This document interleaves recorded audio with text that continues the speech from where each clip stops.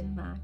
In these podcasts, I talk about my passion for knitting and all my new learnings along the way in my knitting journey.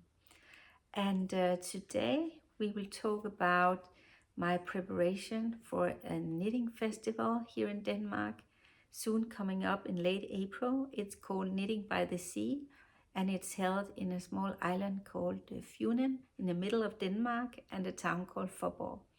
And this time I have signed up for 2 courses because I've been wondering how to kind of do something with your finished knitwear. And one of the courses is called Spicing Up Your Knitwear with edges and buttons and pearls. I've not tried that one, so it will be interesting. And the other one is a course held by Sidsel Hoivik, the famous Norwegian designer. And her course is called How to Embroider on Your Treasured knitwear garments. So yeah, add-ons to your knitwear. And I'm prepping for this festival because I got an email with some homework to do first. So let me show you what I'm doing. And going on from there, we will talk a bit about the Holst Yarns. So Holst Supersoft and Holst Yarns, they have spinning oil, and how do they react before and after blocking and washing and so on, my learnings about that. And in the final part of the video, we will talk even more about designer learning. So I've tried to do some tricks to visualize how it all connects or adds up in the designs. So let's move on and start with the homework. So in the email there were 2 tasks. One was to make a gauge swatch 15 times 15 centimeters, that's 6 times 6 inches, and do it in a woolen yarn with a stitch count of 22 to 28 stitches, I guess, per 10 centimeters. Because he recommended to use the stitch count. It's nice to do the embroidery on that one. So it's fingering weight yarn, I think it is. Even light fingering, I'm not sure, but I'm trying to learn this way of categorizing yarn. And she also recommended to use a light colored yarn because then it's easier to see the stitches when you are not an experienced embroiderer on knitwear. So that was one task. And the other task was to do some color work. You can see here beside me, she added a pattern with this, or a chart with this rose pattern. Very nice. So she recommended to do it in a round and maybe afterwards use it as a headband or a hat, or just leave it be a test piece. So when given these instructions, I thought, well, I just have the right yarn in my storage to do it. And I thought about the Holst Yarns because I have so many colors, because I have been very intrigued by this yarn. So I just went to the cupboard and picked those because for a long time I have figured doing a sweater with this base color and this color work here on the yoke with this one, but I haven't managed to have time or prioritized it yet. So I thought this would be a good chance to do it for the rose. So I started swatching this yarn as specified, and then I should soak it and wash it and block it. And I'm still learning how to do it with these Holst Supersoft yarns because they have this spinning oil, and how to get it out and get the yarn not smelly from spinning oil and soft and nice.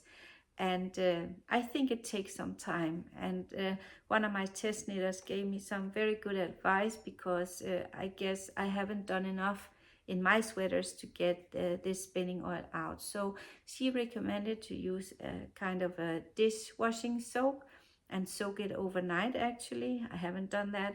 and then wash and rinse, and do it more times with the sweaters so that it keeps getting out the spinning oil. So that's what I did with this one, soaking overnight in dish soap, and see, wow, it's so soft, I tell you. But when looking at it, I thought, well, now it's very soft, so it definitely works, this method of taking out the spinning oil. I had only used wool wash earlier on, and yeah, did what I usually do with sweaters. So, but it looked different in the stitch definition. So I went to my yarn stash again, and I saw, well, you have used the Holst Coast and not the Holst Supersoft. So, so how hard can it be to follow an instruction? 15 times 50 centimeter, 100% wool. It can be hard, can't it? So I had to go to the cupboard once again, and I also have cones of this whole super soft. This is called almond. This one is mushroom. It's a bit different.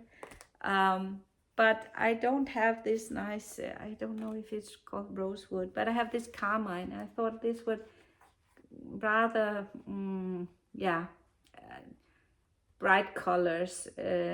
But then I thought, well, if I embroider on top of these, I can even out and harmonize, and maybe that would be not so bad.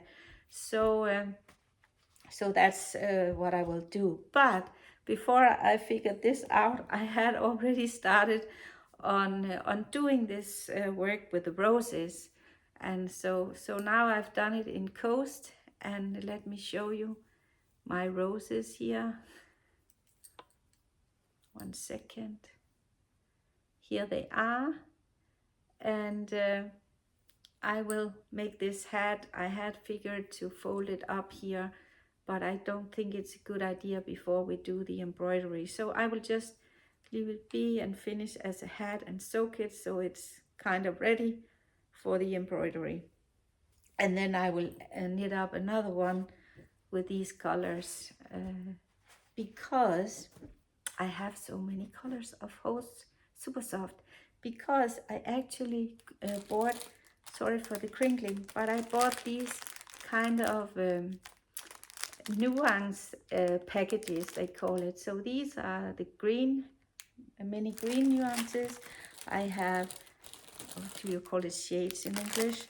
I have these purple, aren't they nice?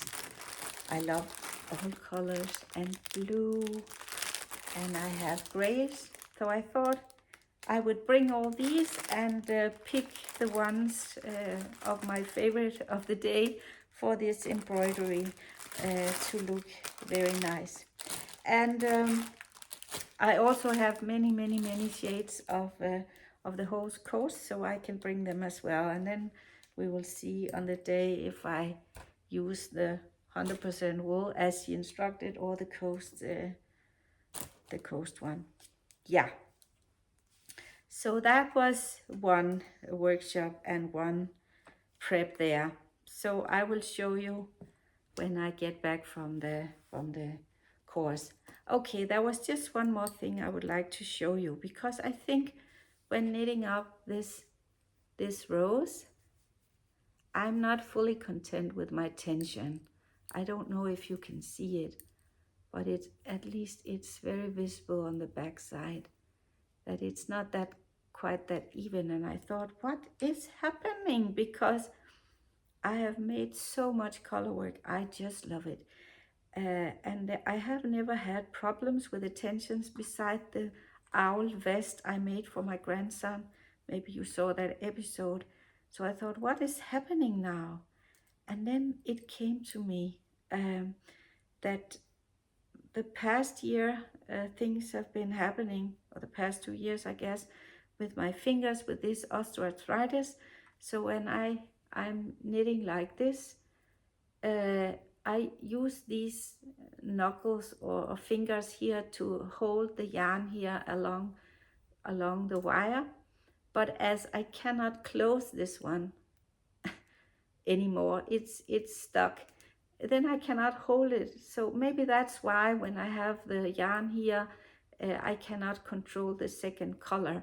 So maybe I should just, yeah, I should pick another method. So when I have 3 threads in my Colourwork, I throw with 1 here and have 2 on these fingers. So maybe I just need to have 1 on each, or whatever I will do. I will figure it out, and I will do the testing while doing this, and we can have a look at it when I get back from the course, full of new inspiration.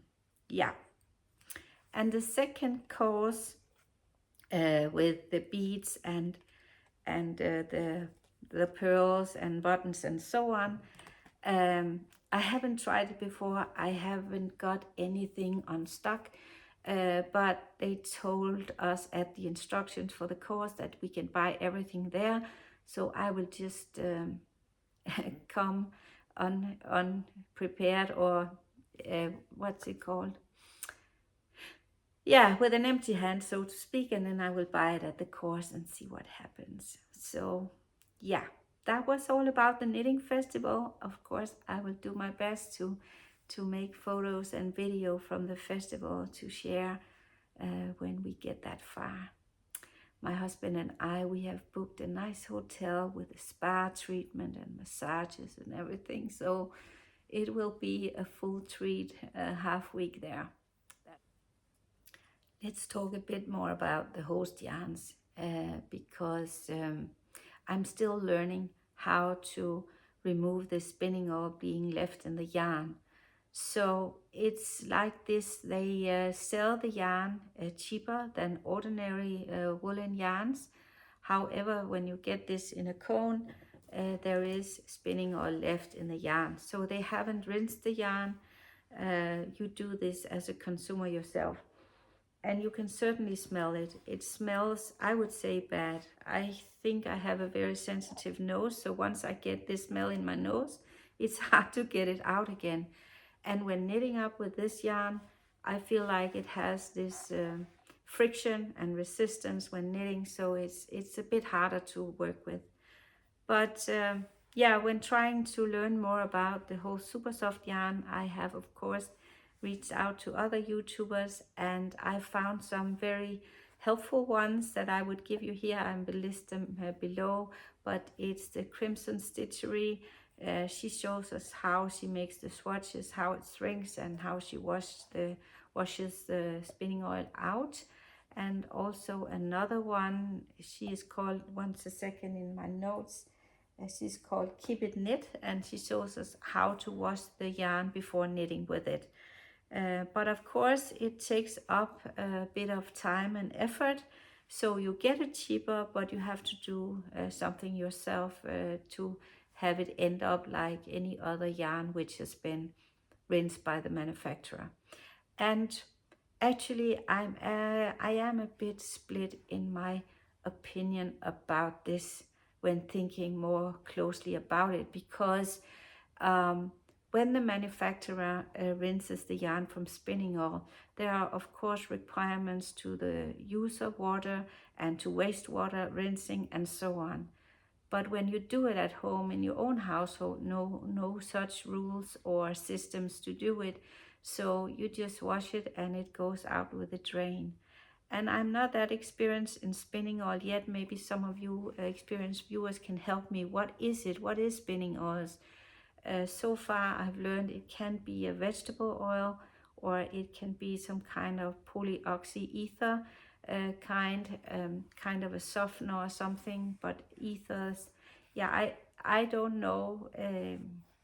It shouldn't be dangerous, but it, at least some of it smells bad, and maybe there are some other ingredients in the spinning oils used. I don't know. I will try to figure it out to a later episode, or please help me out, you experienced ones, knowing what it is, because if you ask the consumer to then remove it and it goes out with the wastewater or the water in the usual draining systems here and out in our ground, then it's not a good idea, right? Then it would be better for the manufacturer to do the rinsing, having the requirements to the wastewater of the company. So yeah, you get it cheaper, and you have to add some effort into getting the spinning oil out.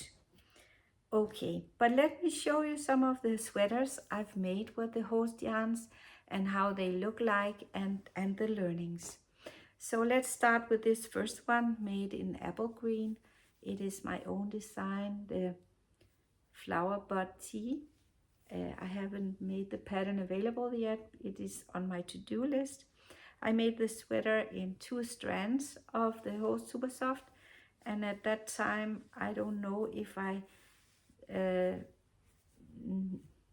knew that much about how to rinsing out. At least I haven't done like one of my test knitters said, that she soaks it overnight in this dish washing soap, and she does that for more times with the same sweater so that it actually becomes very soft. I think this one is kind of soft, not so, it's not itchy to my skin, but this one, being the merino, is a bit more soft, and that's how merinos work.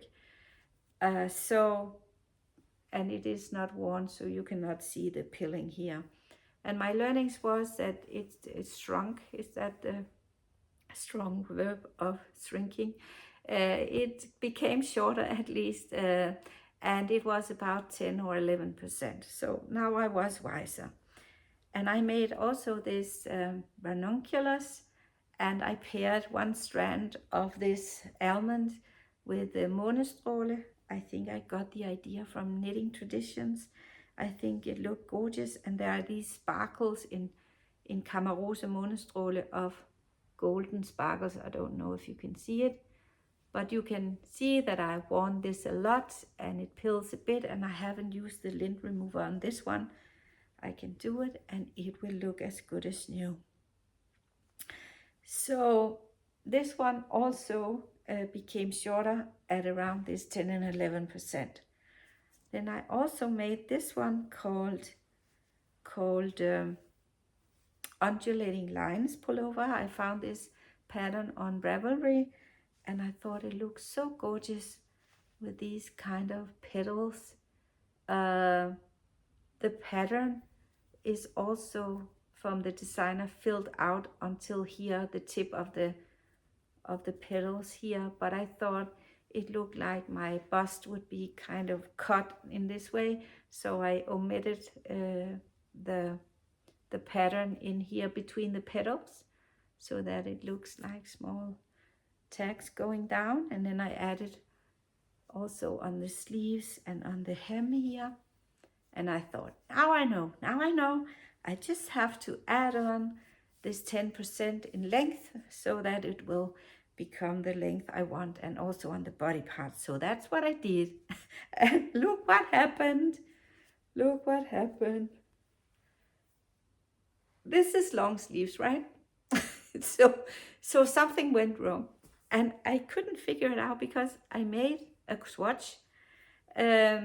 And the swatch also got shorter. So I don't actually know what happened. But then I thought, well, what did I actually do? I took this Holst Supersoft and I paired it with a Holst Titica. This is 100% alpaca wool.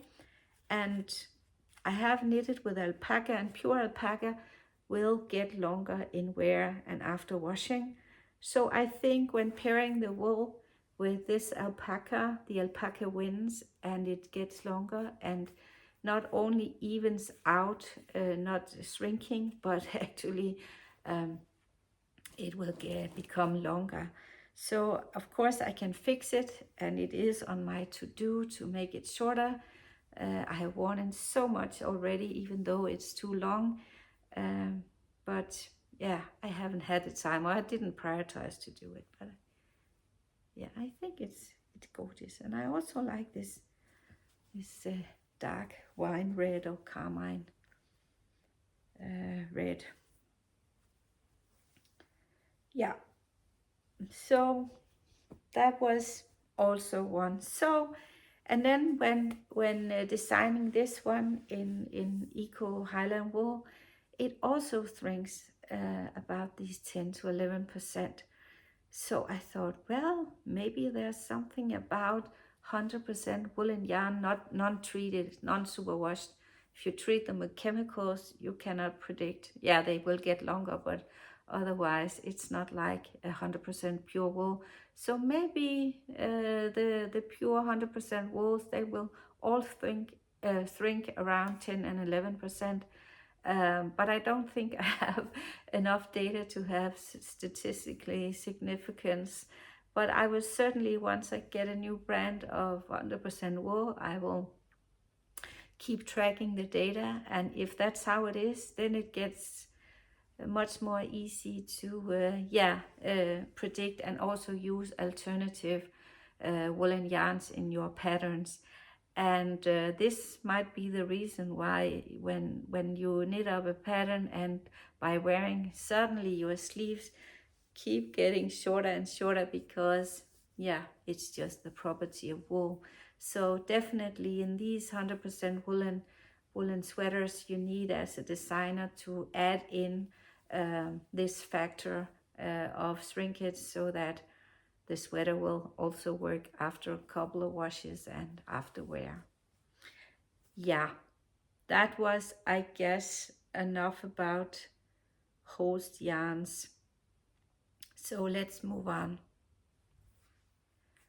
I have in previous episode tested this Drops Daisy yarn. It's 100% non-superwash merino wool, and it is ever so soft and recommended for babies and all of us liking a soft hog sweater. But in my testings, they pilled a lot. And I was just curious to learn, after half a year or 1 year of wear of such a sweater, what happens, before I would give you a full go or my recommendations on this yarn. And now little Robin has used this sweater called the Twisted Forest, the pattern of mine, with the European shoulder, but it's not available yet, but also on my to-do list. And I'm so happy to tell you that I can give this yarn a thumbs up, because I'm wiser now. This one pills a lot more than the other yarns I compared it to, for example, this Eco Highland wool. But look at this. I have used the lint remover on the front where he had the most pilling, and under one of the underarms, and then I have kept it as is on the back and one of the underarms, so you can see the difference. So let's just look at how the pilling looks after a lot of wear. So you can see here at the underarm, that's how it looks, and you can see here at the cuff, that's how it looks, and on the back, before doing anything. But look at this on the front. And I was afraid that when you have the contours of the cables, it would not be able to make them just as defined as when it is newly knitted up. But look, I am so happy, because I can now highly recommend using this affordable and soft and squishy and lovely daisy yarn. So that's nice. So that's in place. You just need this lint remover. I have also had this comb, but the difference between the comb, I'm sorry I didn't bring it, is that when you use a comb, it scratches all the surface, but when you use the lint remover, there is some distance between the shears, do you call this, it's not scissors, the shears, and the surface, so that it only pulls out the yarn that is already sticking out, so to speak, whereas you kind of scratch the whole piece with the comb. So I will highly recommend this tool. It's so usable, this lint remover. So nice, top nice. And I guess I did in the other episode make the same comparison with this for the tree trunk sweater. Here's the pilling, and I have depilled on the front side, so just as good as new.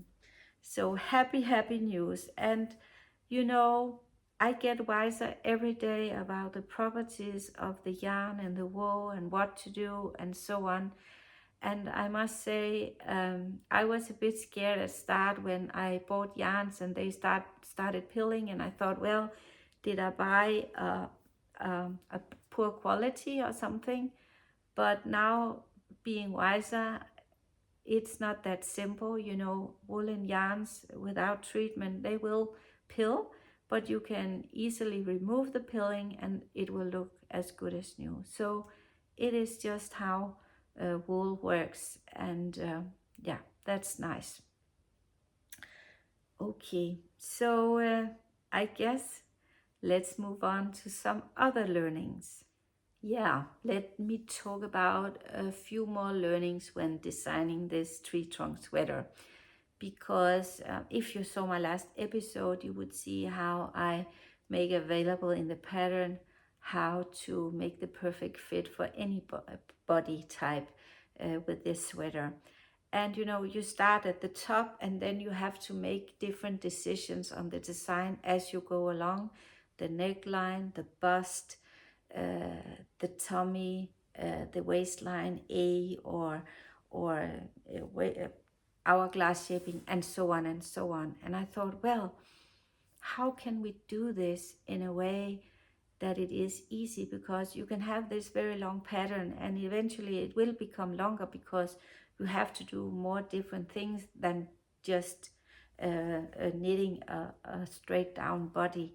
So how can I visualize this to get it, yeah, more visualized and more easy? So I thought, well, in my learnings in my working life, we used a lot of flow sheets to show all the business processes and manufacturing processes, every processes. So I thought, well, why not make one for this kind of knitwear? And it's kind of a decision tree. So let me show it here on the right hand side, and then we can have a walkthrough of it. And this is one part of it being visualized. And the other part is how can we do all these options without having to do a lot of calculations? How can we do this by eyeballing your body so it becomes easy?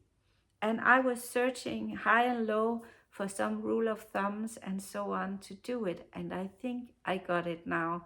If not, experienced designers or knitters out there, please let me know if I have oversimplified. But I actually think this works.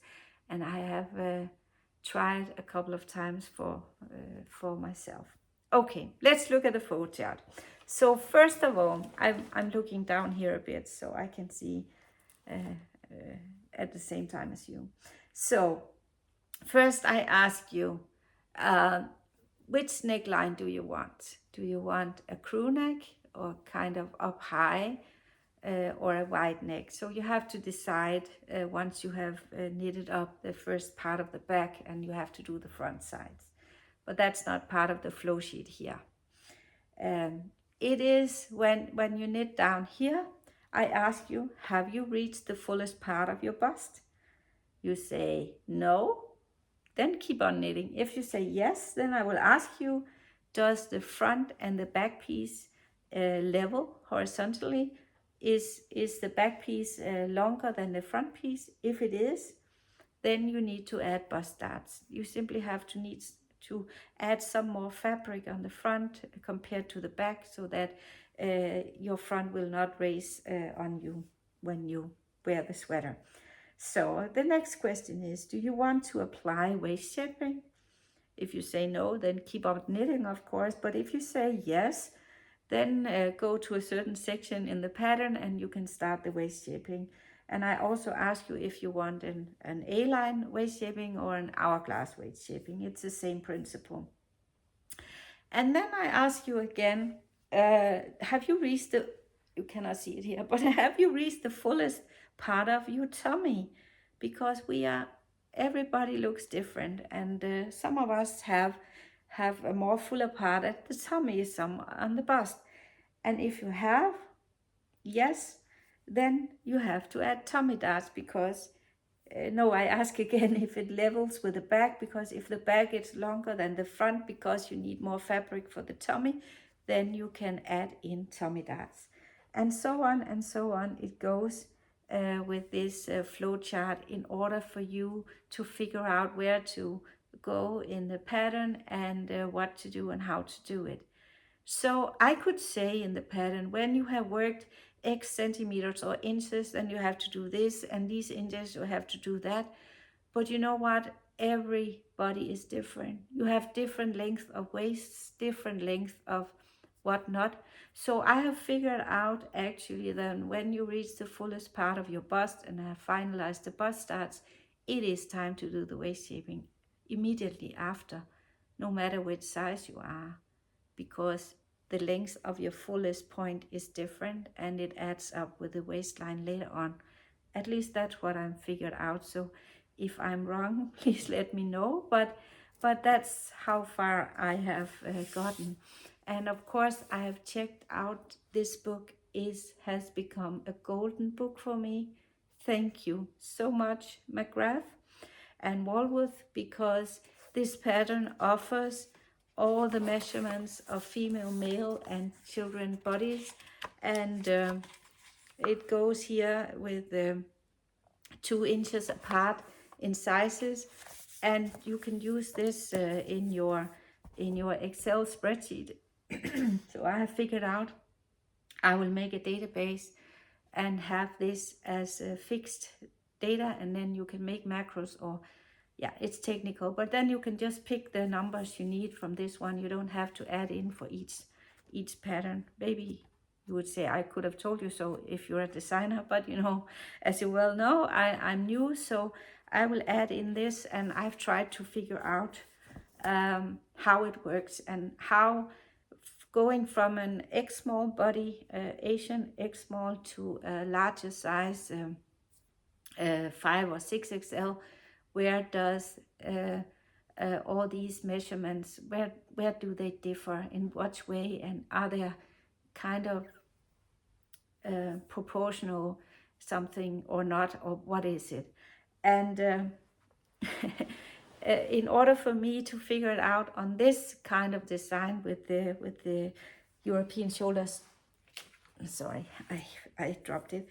I did this because one of my earlier episodes, I guess I told you I was kind of trying to figure out this design because it's quite interesting. And then I thought, well, I'm a visual person. I have to cut it out in paper. I could have cut it out in a fabric or something, but that's how I did it. So, you know, you have the back here, and you have the front, and it in this point here close to the neck, it's actually the same length on the back and the front. But then as you do the back, going back and forth and like this, and do the increases on the back like this. So when you do the front, you pick up stitches here in the back. I don't know if it's that good a way to show it to you. No, let me show you this way. So here at the back you pick up the stitches, and these become these front shoulders, as I call it in the pattern. And when you add them over here, they kind of provide a bit of a torque. So it's kind of how to figure out the width of the shoulder of different sizes, also the length of the shoulder, and how does it add up in this design. So kind of when you do it like this, you can see the shoulder, so you will figure out how much takes from the neckline to go over the shoulder here, right? So it seems as if this piece is longer, but it's actually not. Yeah, no, taken from this center point. If you take it, this is the front piece. So if you take from here to where you do the underarm increases, of course, it's longer than when looking at the back. I don't know if you got the same epiphany as me when looking at this, but it really helped me when looking at this together with all the numbers to see how long this should be to cover for this piece.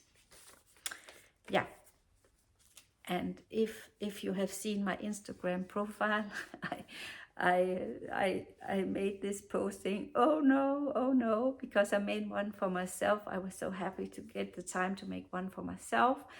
And when I had knitted it up, I thought, well, wow, I have this design is supposed to have an ease of 5 to 10 centimeters, not too much, because it's fitted on your upper body, and then you do all the stuff you need to make your body fit your body. And I thought, well, it has far too much ease. And I looked at the pattern. What did I count wrong? And did I do something wrong in the calculations and so on, and or macros or whatnot? But actually it turned out to be good news because I had lost 2 inches on my chest. So that's why. So now I will make yet another one with a less ease, or it seems to be a smaller size for myself, and let's see what happens. So if you decide when this pattern comes out to knit it up, I would recommend you to pick the size fitting your shoulders and work from there, because I call these stripes for tree trunk stripes. You can always add or subtract one under the arm, but you need it to be the right size here up on your shoulders and your back size. So yeah, about pattern release, I expect it to be the 17th of May, which is the National Day of Norway. And we keep this as a party in the family because my mom was a Norwegian. Unfortunately, she has passed 4 years ago, but we keep this day as a party day and in memory of her. And because she taught me how to knit and do a lot of creative stuff, I will talk about it in another episode, all the stuff she has taught me.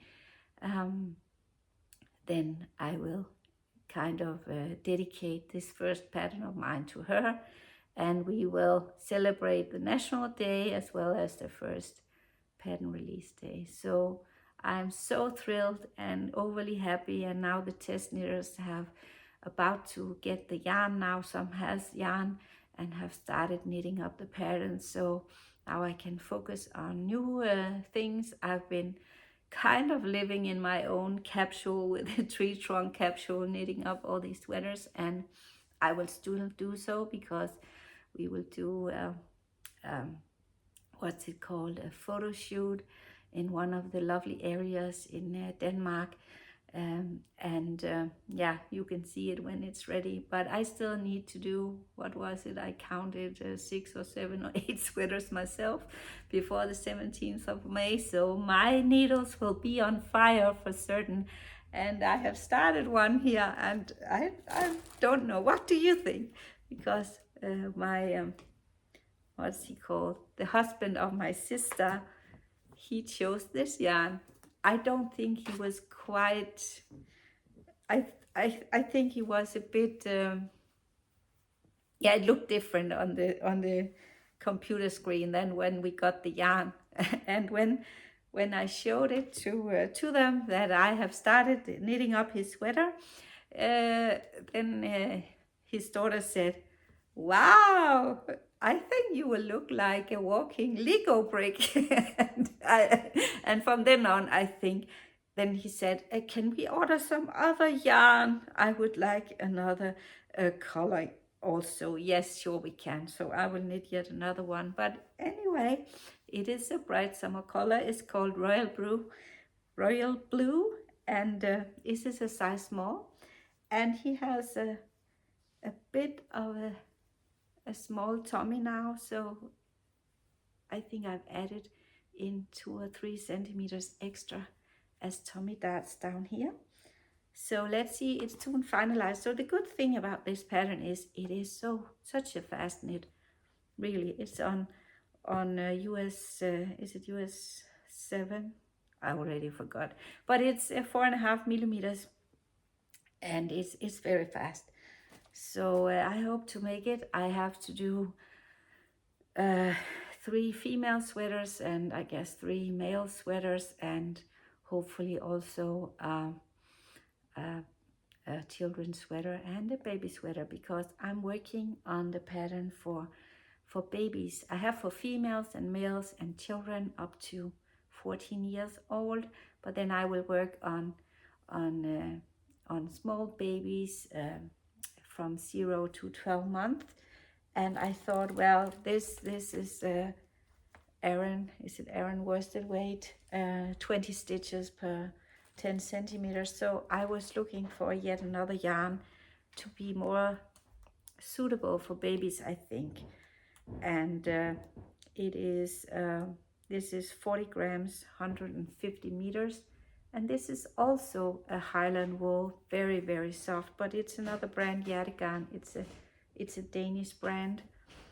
And I have knitted up a sample. Let me see if I can find it without too much crinkling.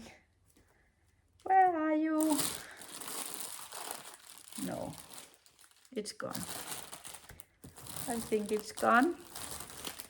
So you will have to wait to see it at another point. But anyway, if you still want to make this one, I can say that it's still 50% off at Yarnmania or strikkemekka.no. And I have bought some other colors for one of my girlfriends wants. This one is called Burgunder. And there's this dark green. You have maybe seen it on my pictures before. And I will say the one that is most appealing to many in my family is what is called pearl gray. It's the one my husband has, and I guess that's also a very classic color, and it fits many different skin colors. So I mean, this is a good color. Yeah, I think I only have one more thing. It's a small thing, but I bought this thread cutter because I have this, sorry, I have these big scissors, and they have been laughing at me in my knitting community here bringing this big one, but it's because I can tell this is mine from the other scissors we have, because this is only for yarn and fabric, not for plastic and any other paper stuff. So I thought maybe I could buy this small one and add it to my necklace with a gauge and cut, but I will have to pack it out and see what happens. It's clover, yeah, thread cutter pendant.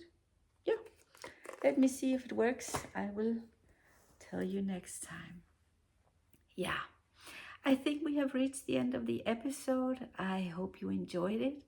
And now it's Easter time in Denmark, so we will also have our usual lunch party, and it's customary for us to go in the garden with all the kids and hunt eggs, find eggs hidden in the garden, and also maybe some presents, because I love to give away presents. So yeah, it will be fun.